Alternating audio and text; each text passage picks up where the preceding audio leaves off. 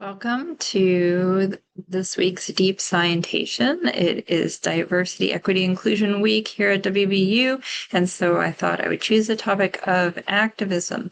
But before we begin, let's drop in and do a short meditation. Since this can be a stressful topic, let's be very somatic today. We're really going to feel our feet on the ground, the strength and support of our lower body supporting our spine. And then feeling the temperature of our breath in our nostrils as we breathe out. Notice the temperature and how it changes compared to when we breathe in.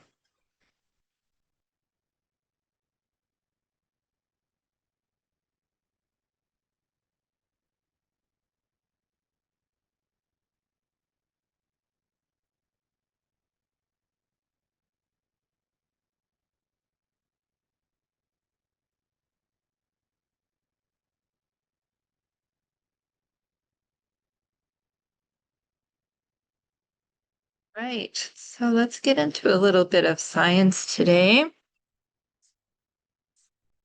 going to talk about some of the research that's been done on activism. I wish there was more neuroscience on activism. So most of this is research that's more psychological in nature. The definition of activism used in many of these papers is related to acts designed to challenge oppression and to better one's own life and the community. So notice we're talking about both self and other. We're connecting to something larger than oneself, which is going to come up as a repeated theme. Most studies have found that activism is good for people. It can help to increase well-being. It helps protect against psychological difficulties, as well as being a buffer against developing PTSD. This latter study actually looked at torture survivors in Turkey and found that if those survivors had been involved in activism, even if that torture was worse and more severe, they were much less likely to develop PTSD than someone who wasn't involved in activism and had a lesser form. So that begs the question of why and how. What seems to come out in many of the studies is a sense of belongingness and social support, being in part of, again, something larger than yourself and bettering the community. It also imbues one with a sense of meaning. Studies talk about inoculating oneself against some of the effects that can happen, the consequences, because you really believe in it. You're making the world a better place.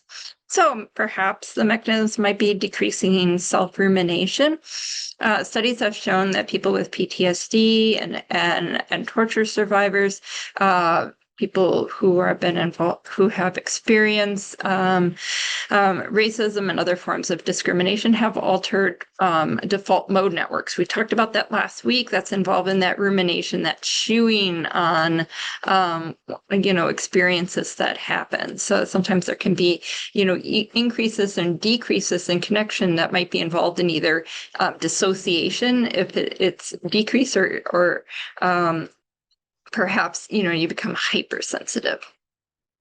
But I want to make a valid warning that it can vary. Sometimes experiences in activism can be protective against mental health, but sometimes they can exacerbate negative experiences. Also, it's been shown that engaging in collective action is more protective against depression than individual action. So it's important to look at what one is actually doing and also be, really inward looking at oneself and seeing, well, am I becoming too overwhelmed? Maybe I'm starting to show signs of burnout.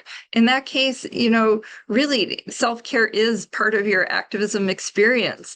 One of my friends, Mushima Kita, developed this vow not to burn out for people who are involved in different activist movements. And it goes, aware of suffering and injustice, I am working to create a more just, peaceful, and sustainable world. I promise, for the benefit of all, to practice self-care, mindfulness, healing, and joy. I vow not to burn out.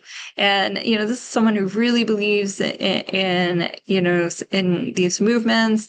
And so it's important to look at your health so that you can be healthy and better the community through that.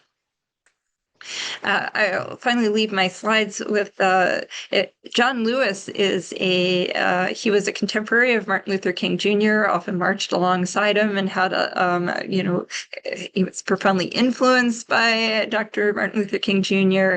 And, he says, be hopeful, be optimistic. But then he also said in the same vein, getting good trouble, sometimes that, it does involve some level of risk, but you're protected from the consequences of that by really believing in your cause and that sense of community. So let's do a exercise in we're going to do a little compassion meditation and only follow this part if you feel you're up to it today. It can be stressful for some people, so know where you're at. Use the grounding mindfulness part to help assess whether you feel up to it. So finding our feet on the ground. Now, I talk about the importance of sitting upright is ideal, but if you're not feeling it today, I get it too, right? So finding your sense of grounding, however you can feel it, your feet and your seat on the ground or on a chair or cushion. And again, we're returning to feeling the temperature of the breath in our nostrils. Breathing in, finding that sensation. Breathing out, again, connecting with the temperature and other sensations of your breath.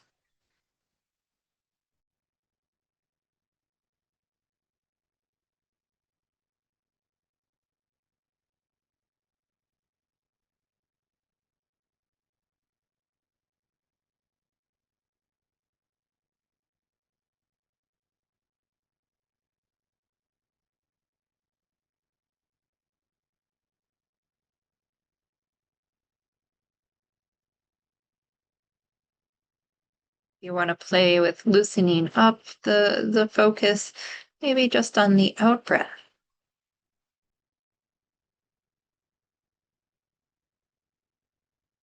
Focus a little more on the out breath and then open it up a little more on the in breath. But if you still need to, if it helps to have a tighter focus for you today, that's fine.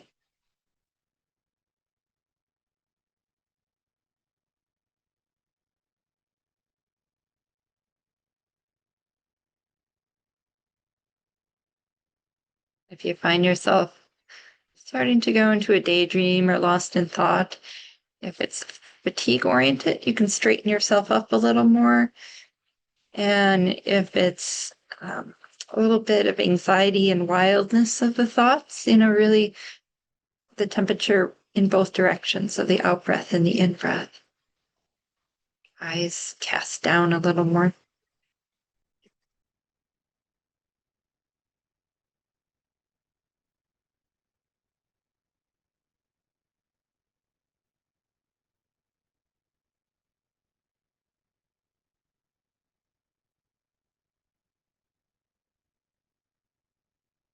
I'm going to start to step into compassion meditation, but the purpose of the breath meditation is stability. And if you're not feeling that stability, I invite you to keep going and turn this video off. Doing compassion when you're not feeling stable and not sandwiching it between two stable meditations, the breath meditation, could, lead to some dysregulation of emotion. So coming from that place of stability, again, we'll feel our breath in our nostril.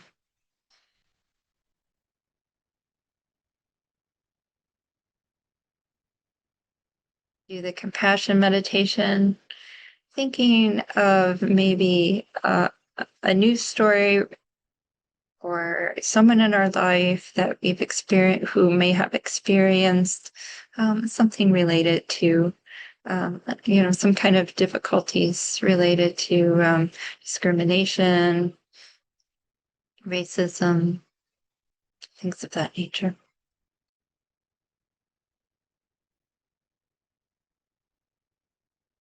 And depending on your experience and stability, choosing something small, not something like an extreme tragedy.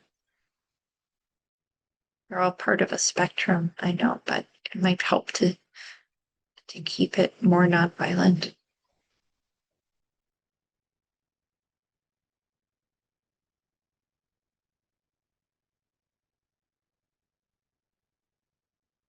If there's something that's been on your mind that does have a more intense nature, it's in there anyway, so you can work with it.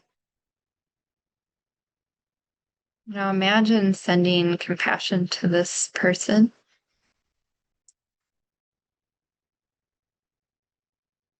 Now, this could be in the form of sending a wish, sending light, or sending a prayer if you're religious or spiritual. Wishing for them to have that stress and burden and hurt lifted.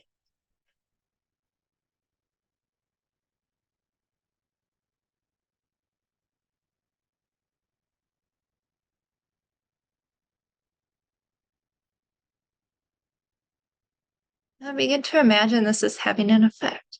The person is feeling more uplifted, feeling less stressed, feeling less hurt.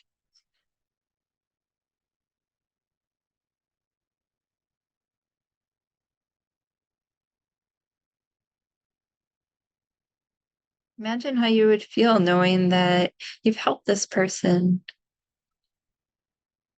that you're part of the healing process for them. In whatever, small or collective way.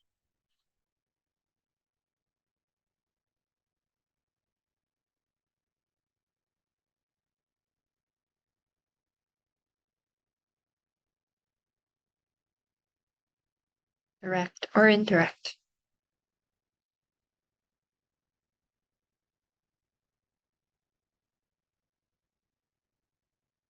Imagine seeing this person healed, whole, and healthy.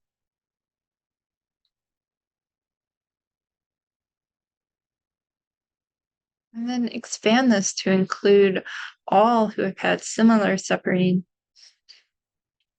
so that you can enjoy that sense of being part of a healing process. Making things right.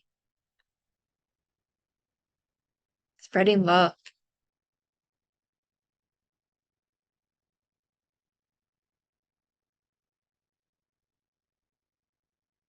Intensify as much as you can.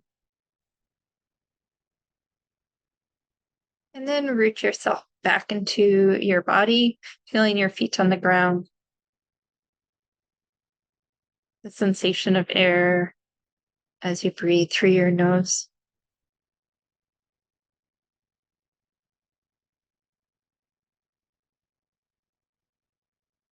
You may still have some remnant of emotion, and that's okay, but just bring it back to your breath. Bringing back that stability of your body, breath, and mind.